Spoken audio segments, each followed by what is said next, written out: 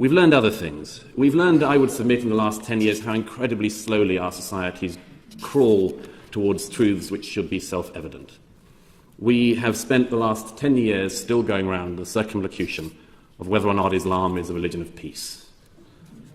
We have had so many variations on this circumlocution now, and I keep a small notebook that's pretty much filled with them. My favourite is the movement from "this terrorist attack has nothing to do with Islam" to "it has nothing to do with Islam, and Islam is in any case a religion of peace," to Barack Obama's best hit ever, which came last year after an American hostage was decapitated in Syria, and Barack Obama said, "It not only doesn't have anything to do with Islam, it has less to do with Islam than any other religion." So, if somebody cuts off someone's head while shouting Allahu Akbar, the Buddhists should get it.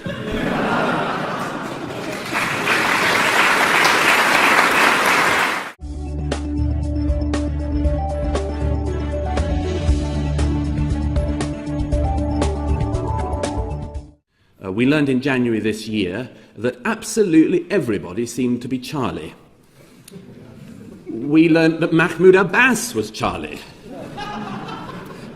We learned that every politician who has spent the last 10 years calling cartoonists inflammatory and Islamophobic and right-wing and fundamentalists and Enlightenment fundamentalists and troublemakers and so on was Charlie for about an hour. Because we learned very soon after that almost nobody was Charlie. We learned in the end, sadly, that even Charlie wasn't Charlie, when earlier this year, perfectly understandably, surviving members of the staff of Charlie Hebdo said they didn't want to keep drawing Mohammed. Just quickly, I mean, of course this is a young men issue. I mean, I think Doug's chronicled every single person in the US and UK who's been convicted of terrorism-related offences in this regard in the last 15 years. The overwhelming majority are young men. Of course we're dealing with young men. But you can't then ignore the fact that for them, whether you like it or not, whether we like it or not, for them, an interpretation of Islam is the reason that they are doing this. Now, for us, this is the most appalling interpretation of Islam. For Muslims, it's the worst possible interpretation of Islam. But it is an interpretation, and that's why, although it's more convenient for us to pretend that this has nothing to do with Islam, we do have to accept that it does in order for Muslims and others to fight against the interpretation that people like those in ISIS and indeed your loony guest here have, I don't think anyone's denying. We've learned that it's incredibly slow, our movement towards the truth. But let me give you one, sorry it's early in the day and this is another very graphic example, let me give you one example of how bad that slow movement towards the truth is. 30 years ago in my country we had legislation put in place to make it illegal to carry out female genital mutilation. To date, there has not been one prosecution for this that's been successful. It took, indeed, until a couple of years ago to have any attempted prosecution for female genital mutilation. There have been, as I say, this has been on the statute books for 30 years, and tens of thousands of British girls have been mutilated in this way. Now, I remember 14 years ago or so when Ayaan Hirsi Ali started speaking about this in Holland and others started speaking about it in Scandinavia and elsewhere. I remember about 10 years ago I published a report on FGM in the UK. Throughout most of this time, this was still a culturally sensitive, as they say, subject to talk about. And it was a difficult one. You could feel it as you mentioned it in public. In the last few years, it's become a bit easier. The Evening Standard in Britain ran a campaign against FGM. The Mayor of London, Boris Johnson, joined the campaign. All sorts of politicians from across the political spectrum came out in support of the campaign against FGM. Let me put it to you like this. If you were to select a subject which should be the easiest subject in the world to get total political and popular support for, does anything get easier than saying, we are against the mutilation of young girls' genitals with knives? I can't think of anything. That should be as easy as it gets. It should be a home run. And it's taken 30 years to even get it to being a legitimate political conversation, and one which has still had no practical repercussions. That, I would suggest, is a sign that if we are learning, we're really slow learners.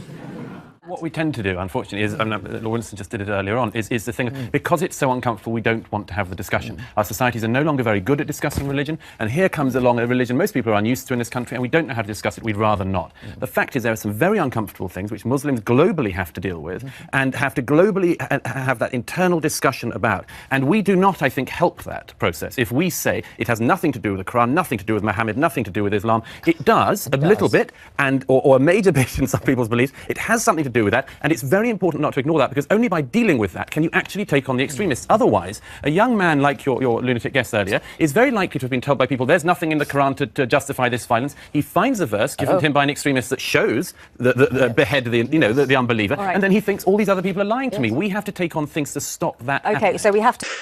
I was speaking to a friend of mine just yesterday, whose father was a Holocaust survivor, and he said his father, one thing before he died, what one lesson would you take from the Holocaust? And he said, I take this lesson. When someone says they want to annihilate you, believe them. Don't think they're joking. Don't think they don't mean it.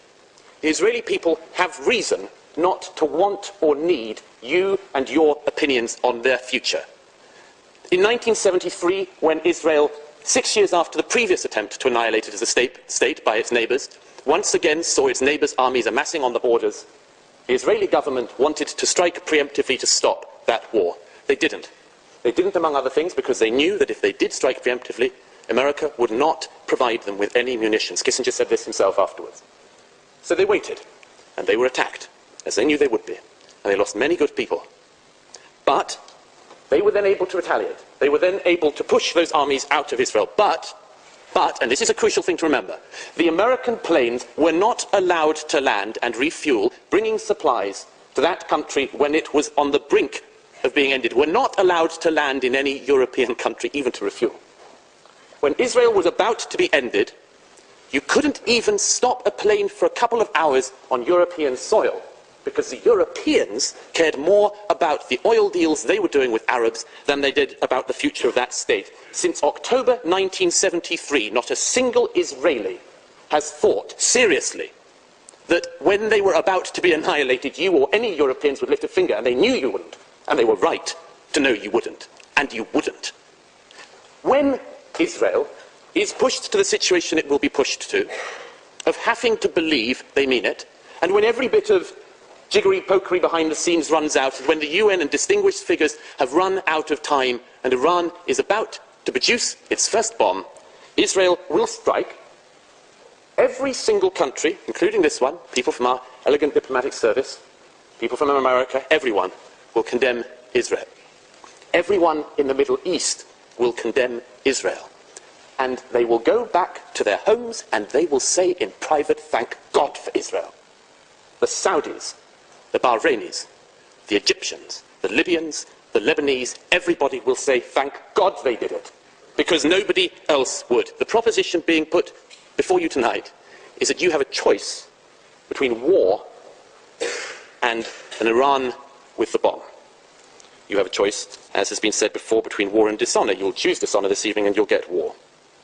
You have the choice between a war with a nuclear Iran or a war at some point with an Iran that is not nuclear, which you stop from ever being nuclear, and hope that in stopping that regime, in embedding itself, you will give the Iranian people the best chance they will have of overthrowing that regime. But as I say, thank God this doesn't rely on you or any Europeans, because you've made the same mistake before, and nobody should trust you to get it right this time.